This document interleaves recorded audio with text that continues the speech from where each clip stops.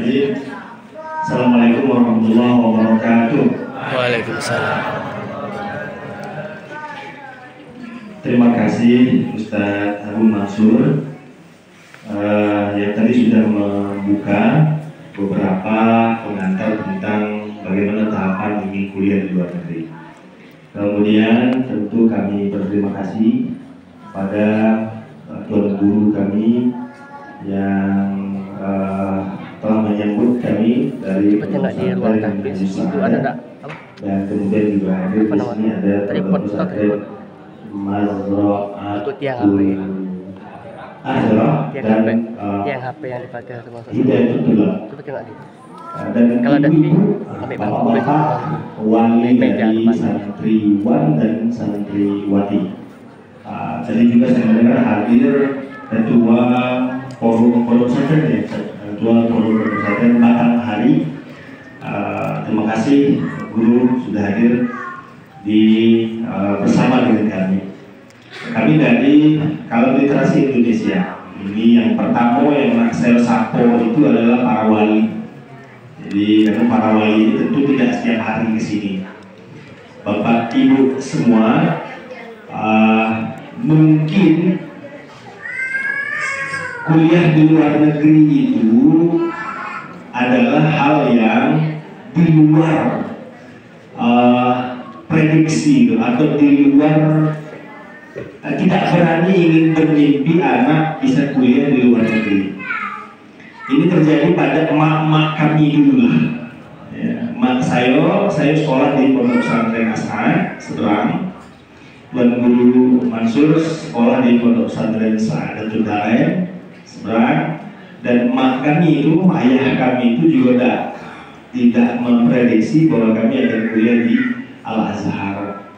Tapi karena bimbingan dari para guru kami dulu dan membuka jalan, lalu kami berangkat. Bedanya kalau dulu mandirilah, galau-galau diuruskan sendiri. Di Jakarta pemberkasan diurus, terjemahnya diurus, paspor ngurus dewe, tesnya daftar dewe, berangkat dewe. Dulu tidak ada di Jambi, tesnya di Palembang, di Jakarta, di Padang, di Medan, di Aceh. Jambi itu kota kecil, jadi tidak bagian masuk yang harus diadakan seleksi. Karena dulu anak-anak Jambi yang berangkat itu 2 orang, 3 orang, 5 itu lah banyak. Maka kalau 5 peserta paling 6 orang, 7 orang, maka tidak mungkin diadakan di provinsi Jambi. Diadakanlah di provinsi-provinsi besar atau di kota-kota besar. Nah, alhamdulillah di beberapa tahun terakhir Jambi sudah melaksanakan. Itu dimulai pada Gubernur Hasan Basri Agus. Gubernur Pak HBA adalah gubernur pertama yang mengupayakan berkomunikasi dengan anggota DPR supaya seleksi kuliah di Al-Azhar itu dan Maroko diadakan. Nah, alhamdulillah sepeninggal beliau sekarang seleksi itu tetap ada. Penyelenggaranya yang mengumumkan otoritas itu dari Kementerian Agama, penyelenggaranya adalah Organisasi Internasional Alumni Al-Azhar bekerja sama dengan lembaga takwir yang ada di Mesir. Kemudian anak-anak santriwan dan santriwati, kita berdoa sama-sama di sini. Kamu jangan sampai berpikir bahwa mustahil saya kuliah di luar negeri. Anak tahun ini 2024 yang sudah berangkat, sudah di Mesir, ada juga yang di Yaman, ada yang di Jordan. Itu anak-anak Kabupaten Batanghari tahun ini itu ada 4 orang. Tahun 2024 maksud saya, yang sudah berangkat itu ada 4 orang.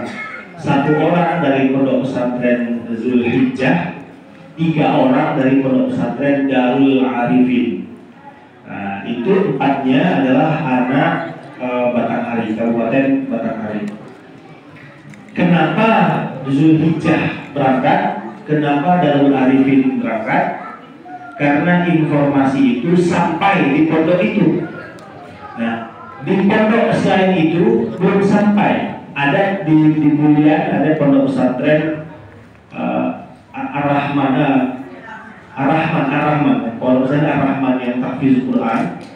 Itu karena dia tahfiz Quran, pembekalan bahasa Arabnya masih kurang. Di sana ada 6 orang yang sudah berangkat kita berangkatkan itu ke Turki. Nah, dia lebih berminat untuk mengambil di jurusan-jurusan umum. Mereka berangkat ke Turki. Ada juga yang berangkat ke Yaman. Nah, kami ke Yaman itu tidak mengurusi untuk yang kembali belajar di ma'had di Yaman. Kami ini khusus yang ingin melanjutkan ke perguruan tinggi, menjadi mahasiswa di negara-negara yang tadi kami sebutkan. Ada Maroko, ada Yordan, ada Tunisia, itu ya, ada Tunisia, ada Turki, ada Yaman, ada Mesir. Saya tanya ke mak-mak di belakang, tahu Jordan bu? Jordan tahu? Di mana tahu Jordan? Belasan mau dikit, mau Jambi. Ada Tunisia. Tunisia di mana Tunisia? Tunisia belasan dikit Sarawangun.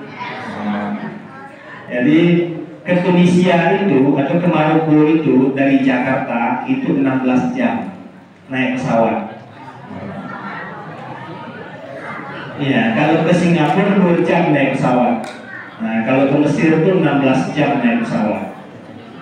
Benuanya Afrika, Maroko, Tunisia, Mesir itu masuk benua Afrika. Bangsanya Arab, orangnya Arab, bahasanya Arab. Nah, jadi mungkin nggak anak-anak berangkat kuliah di negara-negara itu? Insya Allah sangat memungkinkan. Anak Jambi itu bukan kalah pandai dengan anak-anak luar Jambi, cuma kalah informasi. Itulah yang kalah kita. Anak-anak yang di provinsi di luar Sumatera itu setiap tahun berangkat itu bisa 600 sampai 700 peserta dari luar Sumatera. Sumatera lebihnya paling 200, 300. Itu sudah Sumatera galau itu. Nah, Jawa mungkin bisa 600 sampai 700 yang berangkat. Kenapa mereka lebih banyak? Karena informasi itulah dulu mereka dapat. Karena dari pusat kan, dari Jakarta. Kita yang di daerah-daerah tidak dapat informasi. Ada yang nak kuliah luar negeri, tapi tidak tahu jalan. Nah, ibu nak tengok ada jalan caranya. Apa yang nak diurus kalau kuliah di luar negeri? Coba tak nampak. Lihat itu pemberkasan ngomong. Nanti lagi. Nah, ini yang harus diurus oleh setiap calon mahasiswa kalau nak berangkat ke luar negeri. Nah, saya nampak lah. Saya ini tegak. Nampak. Itu pertama isi formulir dengan kopi berkas. Yang kedua pertemuan dengan KBRI, Kedutaan Besar Republik Indonesia di Jakarta, di Mesir juga. Kemudian legalisir KBRI dan Kemenlu, Kementerian Negeri.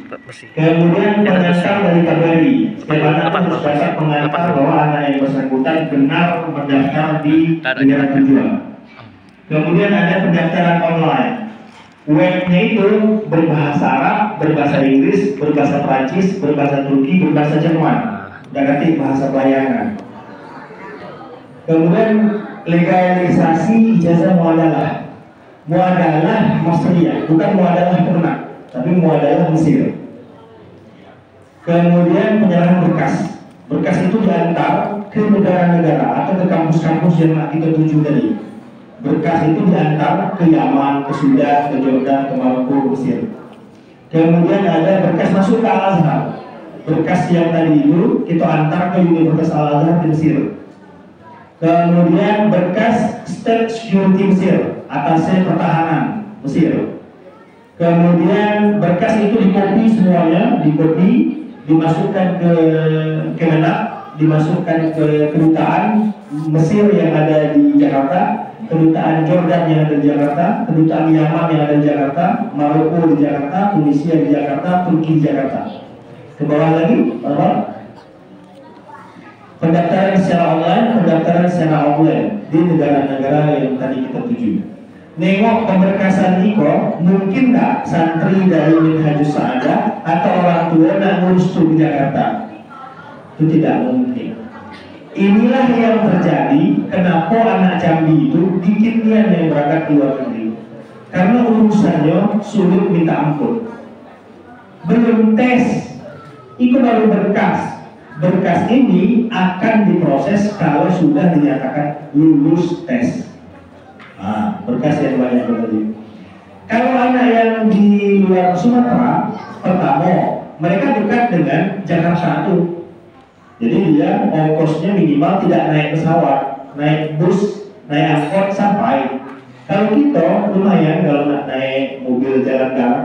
Kalau naik pesawat harganya mahal untuk ngurus itu belum tentu selesai sehari.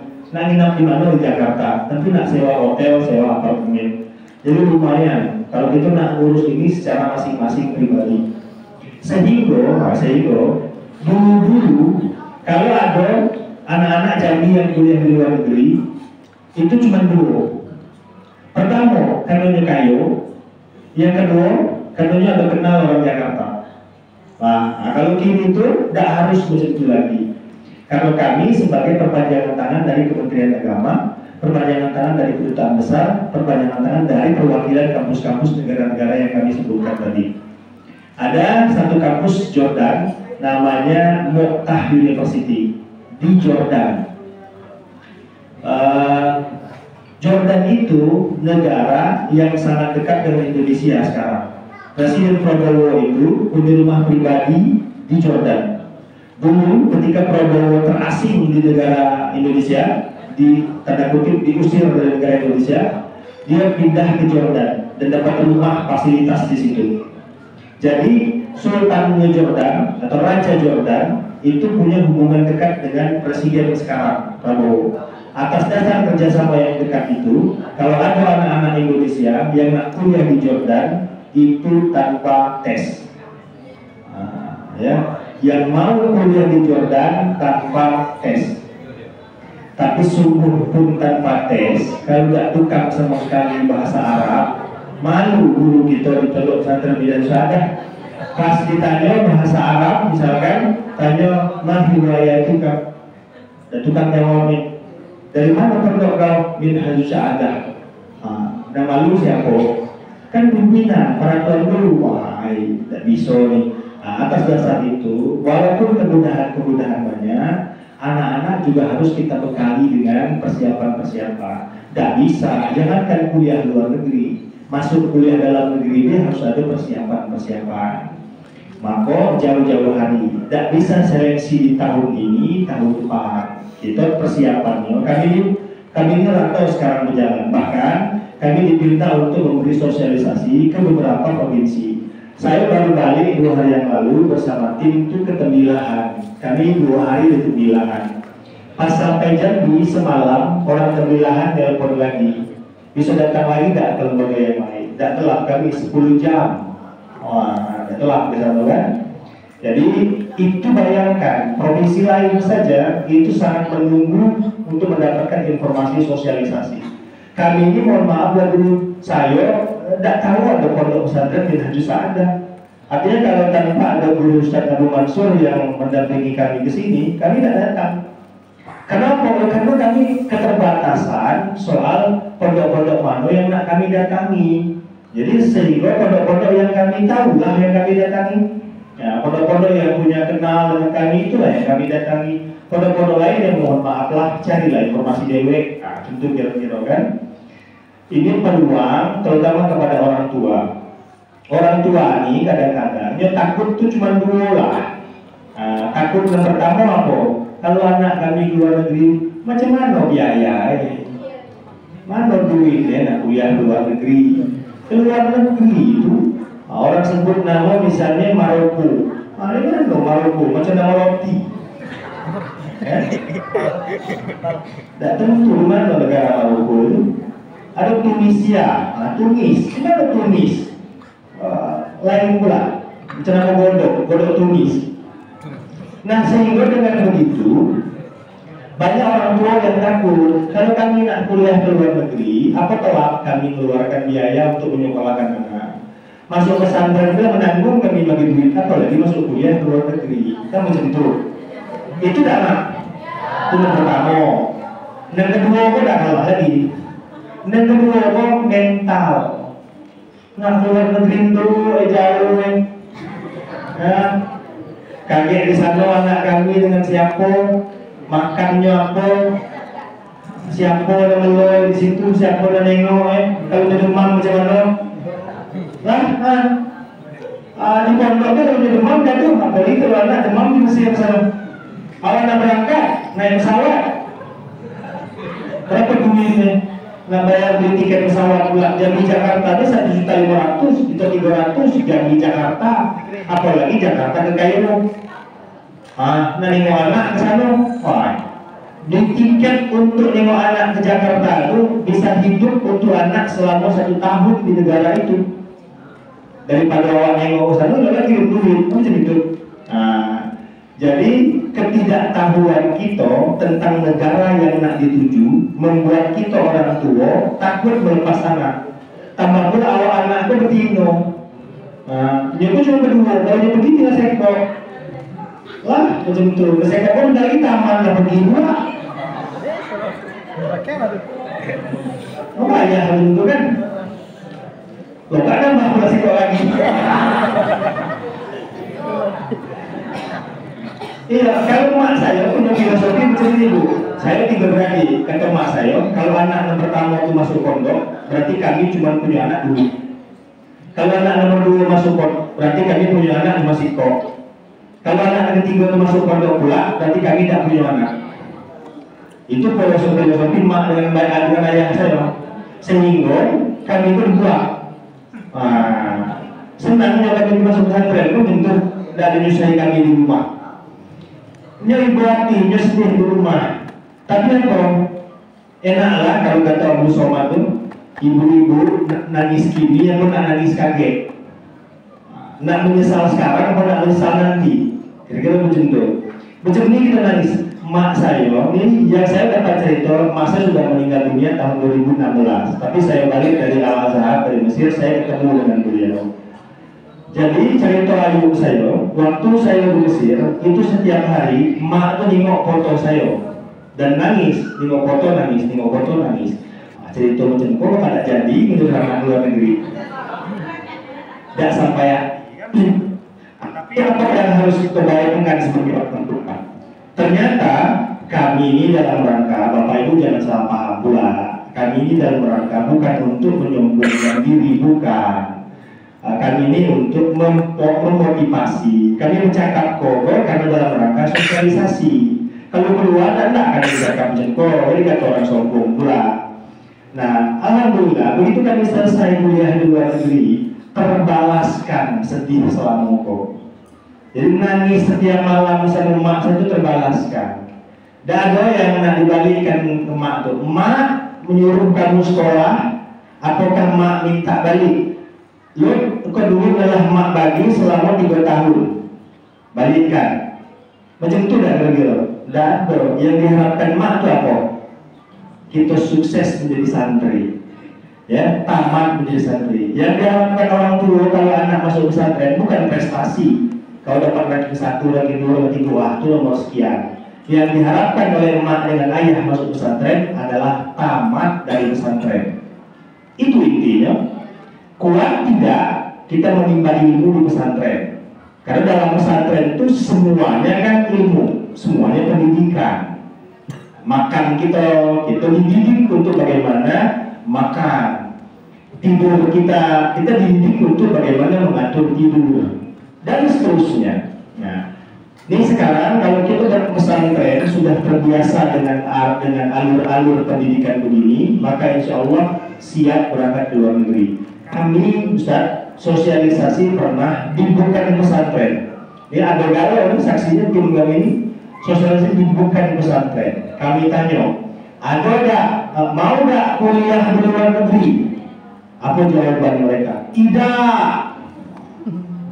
Ini Iko baru satu-satunya lagi sosialisasi. Anak ditanya jawab gak luar negeri tidak. Beda lagi pesantren. Tadi Ustaz Mansur nanya, mau gak kuliah di Mesir? Mau Pak. Mau gak di Maroko? Mau. Begitu dalam pesantren. Tapi kalau sosialisasi selain pesantren, aduh, mentalnya memang berbeda. Kami paham itu. Kalau santri kan siap dibanting, siap dijemur, siap direndam. Itu santri. Jadi Santri itu boleh sombong seperti ini. Jangankan ke Mesir, Ustaz. Kemana? Siap kami. Sampai ke ujung dunia kami siap berangkat. Santri itu begitu. Yang dibangun itu adalah mental. Mental. Ini tak bercakap dengan orang yang baru kenal itu tersukur-ukur. Dan berani bercakap, takut. Jangan kamu ingin keluar negeri. Jadi di tempat yang mulia ini kita azamkan dalam hati. Saya tahun ini atau tahun depan akan berangkat ke Al-Azhar.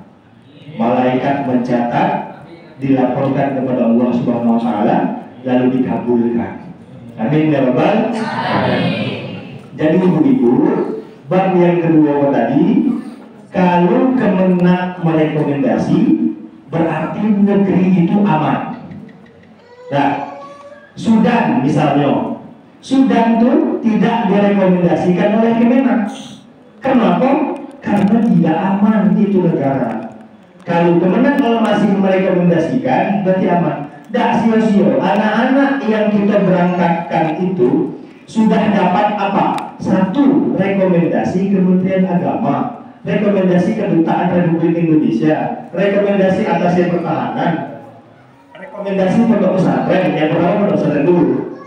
Nanti pondok pesantren Minhajus Sa'adah mengeluarkan rekomendasi bahwa benar, kami dulu nih, kami dulu, lembaga kalam ini menyatakan bahwa benar anak ini adalah mengikuti seleksi kuliah di luar negeri. Kami berikan pondok. Pondok mengeluarkan benar santri ini adalah murid pondok pesantren Minhajus Sa'adah. Rekomendasi itu kita bawa ke Kemenak.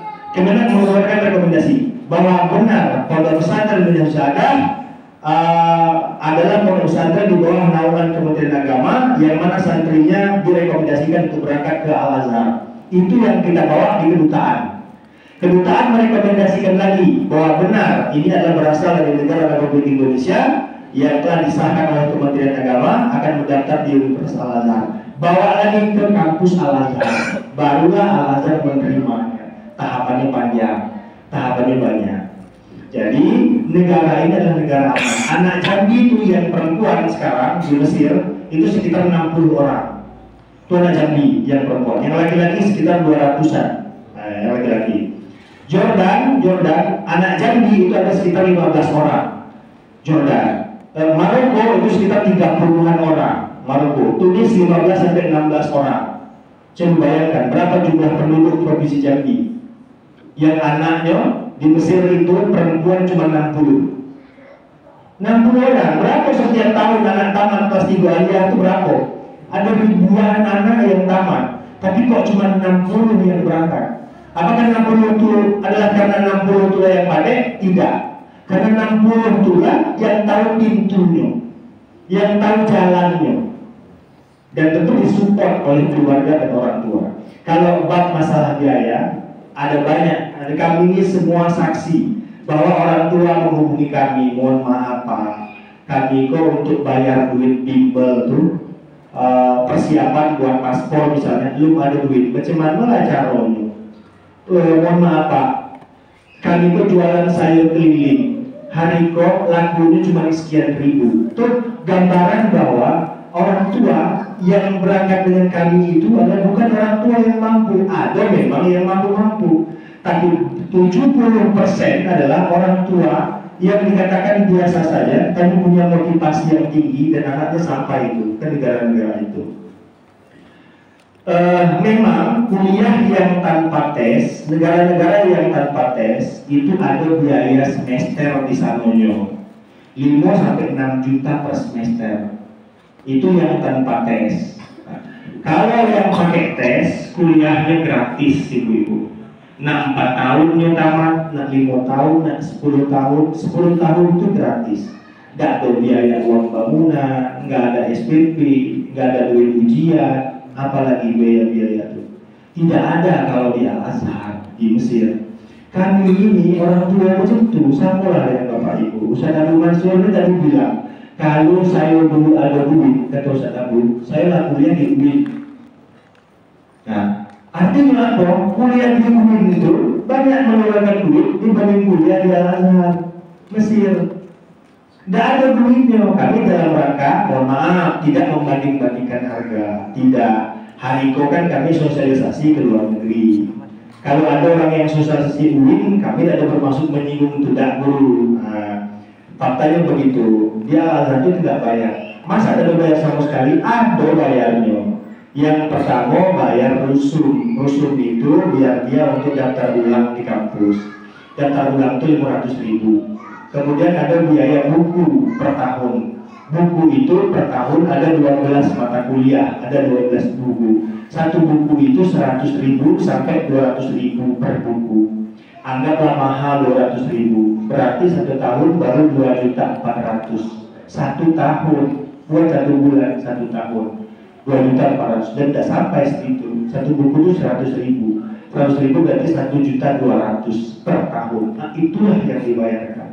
Selebihnya apa? Dia bayar hidup hari-hari. Dia tempat tinggalnya, makannya, kosnya. Anak-anak kami yang sudah di Mesir rata-rata bayarnya 1 juta per bulan. 1 juta per bulan.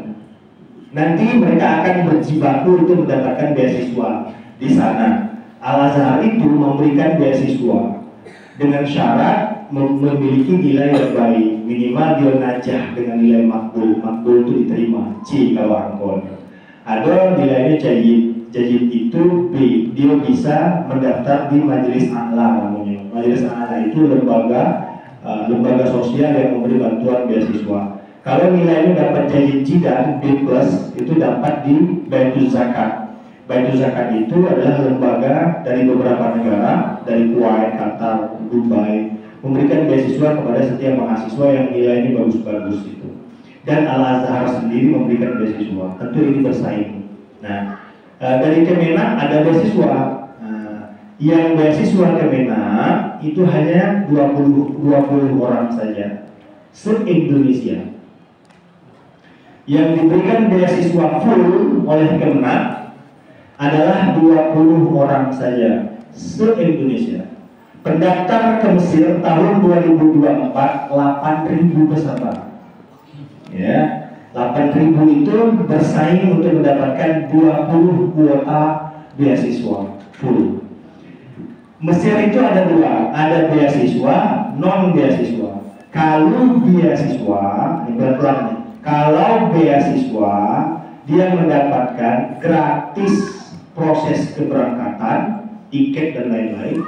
Dan setibanya di Mesir mendapatkan uang saku setiap bulan 1.800.000. Itu yang dinyatakan lulus beasiswa. Yang dinyatakan lolos tapi non beasiswa, ongkos dan persiapan dibayar sendiri, sampai di Mesir gratis kuliahnya. Nah, itu yang non beasiswa. Jadi non beasiswa itu kuliahnya tetap gratis, tapi ongkosnya, persiapannya, buat paspor dan lain-lain, terjemah pemberkasan itu dia bayar. Itulah bedanya. Apa terakhir? Apa materi tes? Tadi kalau ada yang bertanya ya, ada yang bertanya silakan. Apa materi tes? Materi tes kalau ke Al-Azhar dan ke negara-negara yang lain tadi cuma satu saja materi. Tapi persiapannya dua. Materinya satu, persiapannya dua. Apa persiapan yang pertama kalau mau kuliah di Timur Tengah? Yang pertama adalah mental. Yang pertama. Kenapa harus mental? Karena ada tahapan tes wawancara yang pengujinya langsung dari Al-Azhar Mesir, menggunakan bahasa Arab dan bahasa Belanda. Kita akan diberi pembekalan bahasa Arab. Anak-anak kami itu ibu-ibu, kami sudah berikan kisi-kisi. Kami printkan dulu, kisi-kisi itu kami printkan, hafal benda ini, hafal. Yang ditanya oleh Al-Azhar itu 70% kisi-kisi yang kami kasih itu masuk dulu. Tapi kalau anak kok mentalnya kena, ya karena diwawancara oleh orang Al-Azhar, sekok pun tidak tukar jawab. Ada yang begitu, sekok pun tidak bisa jawab. Yang kena apa berarti? Mental yang kena, gagasan, keringat dingin, dan tukang berbunyi lagi. Jawabannya cuma sekok, naam. Naam ya Ustaz, naam ya Ustaz, pura-pura tidak dengar. Padahal jelas, dijawab cuma naam pula, naam, naam. Yang lengket cuma naam. Mengapa banyak atau hilang kalau? Berarti yang harus disiapkan mau kuliah di luar negeri adalah mental. Saya punya keinginan kuat, punya motivasi kuat, karena masa anak Jambi yang lain sanggup, saya tidak sanggup, kira-kira begitu. Nomor 2, persiapannya adalah bahasa Arab. Itu nomor 2. Kan di pondok masih ada waktu nih, kita belajar bahasa Arab, berlatih percakapan bahasa Arab. Nanti kalau mendaftar dan terdaftar dengan kami akan berikan pembinaan biasanya 1-2 bulan. 1-2 bulan pembinaan. Nah, pembinaan itulah kita akan latih materi-materi bahasa Arabnya supaya ujiannya mendapatkan hasil yang maksimal. Terakhir sebagai penutup, kami akan berkomunikasi dengan pihak pondok pesantren.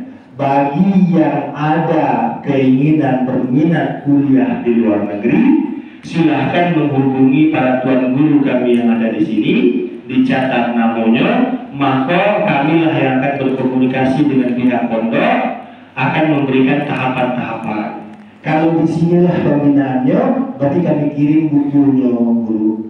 Misalnya Ustaz, anak kami ini mondok kalau anak kami ke Jambi untuk pembinaan, tidak mungkin pula. Kalau macam itu, buku kurikulum modulnya yang kami kirimkan. Tapi kami kirimkan itu ke betul-betul ke anak yang berminat. Tidak seluruhnya dapat buku modul. Yang dapat itu, yang dapat pembinaan dan pembekalan hanya yang benar-benar berminat dan termotivasi kuat. Cuma itu. Misalnya ada satu orang Ustaz, satu orang tua yang kita bina sampai jadi barang itu. Nah, kira-kira begitu. Semoga ini menjadi gambaran untuk Bapak Ibu dan anak-anak semua bahwa kuliah di luar negeri itu bukan tidak mungkin. Untuk negara yang lain itu semuanya tanpa tes, kecuali Mesir, Jordan tanpa tes, Maroko, Tunisia, Yaman tanpa tes. Kalau ke Yaman hari ini masukkan berkas, 2 bulan kemudian berangkat ke Yaman tanpa tes. Kalau ke Yaman, Maroko tanpa tes, Tunisia, Jordan tanpa tes. Tapi kalau ke Al-Azhar ada tahapan-tahapan tes yang harus dilalui. Coba sekilas Ustaz. Ini kalau saya lihatkan anak-anak pasti kurang paham, tapi nanti yang berminat kita akan beri pemahaman yang lebih luas. Ada ijazah muadalah, ifadah najah yang harus didapat. Ada ijazah muadalah itu ijazah yang sudah disetarakan. Itu ibu-ibu payah mikirnya, peningat bener ijazah muadalah, ibadah najah, tadi mustawa, udah berhubung, kan itu istilah-istilah yang ibu tidak pernah dengar selama kok. Kalau pun dengar ada dua tugas bapak dan ibu itu adalah apa? Mensupport anak untuk bisa kuliah di luar negeri. Kamilah yang akan memberikan pembinaan kepada anak. Ini yang harus ibu pahami bahwa kami tidak akan memberangkatkan tanpa anak-anak terdaftar di perguruan tinggi itu tanpa mendapatkan visa pelajar. Kami memberangkatkan tuan guru bukan dengan visa pekerja, bukan. Kita memberangkatkan dengan visa pelajar. Identitas anak yang berangkat adalah sebagai mahasiswa, bukan sebagai pekerja. Kami jamin tidak akan berangkatkan sebelum itu di tangan kami. Artinya kami ini yayasan lembaga yang terdaftar di Kementerian Agama, tentu diberikan pantauan itu. Buat paspor, kalau kami tidak terdaftar, tidak bisa Kemenang memberikan rekor ke kami. Maka kami di sini atas nama lembaga memberikan pendampingan itu. Kami sebut kaum literasi itu adalah konsultan pendidikan luar negeri. Nah, kalau yang nak jurusan umum, misalnya saya ini kurang berminat untuk jurusan umum, ada 2 negara yang dituju. Pertama Turki, yang kedua Jerman. Turki itu yang dibutuhkan adalah bahasa Turki. Jerman yang dibutuhkan bahasa Jerman. Bahasa Jerman syaratnya belajar dulu di Indonesia ini bahasa Jerman.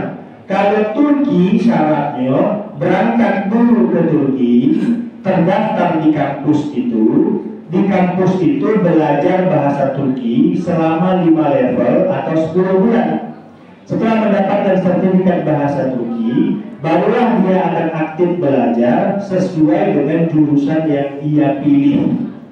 Misalnya dia ingin mengambil jurusan hukum, teknik, gitu, teknik industri, teknik mesin, misalnya, atau restoran, perhotelan, jurusan-jurusan umum nih.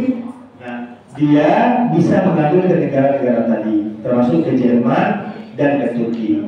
Di Turki juga ada jurusan keislaman, tapi saran kami kalau nak ngambil keislaman jangan ke Eropa, gitu. Kalau nak ngambil keislaman, ya ambillah ke Jordan, Yaman, Maroko, Mesir. Ngapa nak ke Eropa ngambil keislaman?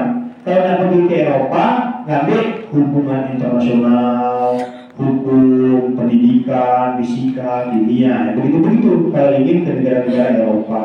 Mereka, kalaupun ada jurusan keislaman di Turki, yang ngajar orang Mesir, yang ngajar orang Sudan, yang ngajar orang Yaman, tidak ada orang Turki, karena tempat haram itu berada pada Timur Tengah. Ini yang bisa saya sampaikan. Silakan Bapak, Ibu, anak-anak, santriwati, santriwan yang ada ingin masih ditanyakan, kita akan berdiskusi, terutama orang-orang tua.